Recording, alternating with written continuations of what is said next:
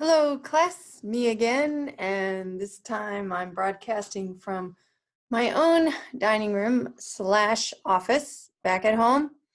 Hope you guys are staying safe and healthy. I am here to talk about Chapter 10, Factorial Designs. I'm going to be sharing my screen for Objective 1 coming up at you in a second. All right, so today we're going to talk about Objective 1. Let's see, I'm getting really hot because I'm sitting in the sun. Let's see how long I can take this. I'm trying to get my slideshow together. Okay. And come on now. Sorry. Okay, so I'm going to be talking about factorial designs in this section, and I'll just go straight to Objective 1, which is to explain the notion behind factorial designs, the notation, excuse me, behind factorial designs. So let's take a look at that real quick. A factorial design, first off, what is it? Well, a factor means an independent variable. So a single factor design would be a one-way design, one-way experimental design. But when we add two independent variables, when we talk about two independent variables, we usually call it a factorial design. And so factor being an independent variable, factorial meaning more than one independent variable. So factorial is more than one independent variable. We have a notation for the way we do these designs. When there's two independent variables and one has two levels and then the other has three levels, we'll call it a 2x3 design. Now, what happens in that type of design is we have we have 6 conditions total, and that's because these levels are completely crossed. So let me just go back and give you an example of that. Let's say that we are looking at how hair color affects your chances at a job interview, for example.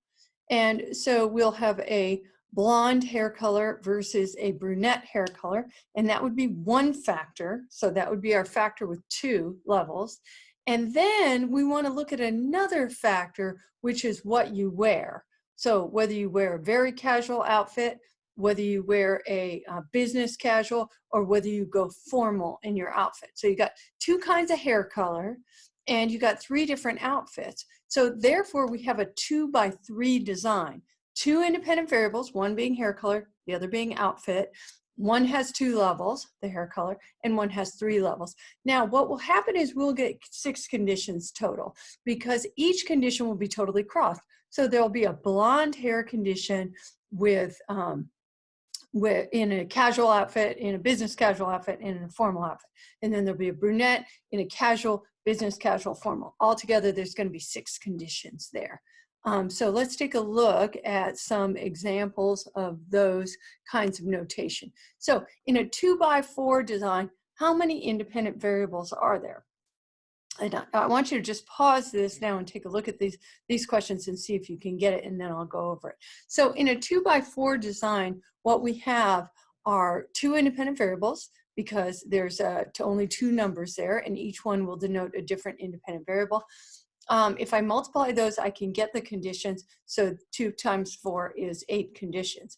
In a 2x2x2 design, we have 3 independent variables. And again, I have to multiply them out to get the conditions. So I have 2 times 2 is 4 times 2 is 8. And so again, we'll have 8 conditions in that design. 2x5 design, we have 2 independent variables. And of course, you know by now we have 10 conditions. We just multiply 2 by 5 there. Okay. Objective 2 is describing a reason why, so some reasons why researchers might choose a factorial design. So let's go ahead and get into Objective 2, and then I'll quit this video. Okay, why do a factorial design? One reason would be efficiency. You can do 1 experiment instead of 2. You can find out not only how hair color affects your ability to get a job or in a job interview, but you can also find out how outfit affects that as well at the same time. And so it's efficient in that sense. Secondly, most natural phenomena does not have a single cause. I mean, there's not one single cause of why you get a job or not. It's a whole bunch of different things. So you can vary a lot of different things in 1 experiment. And it makes more sense because not everything has a single cause.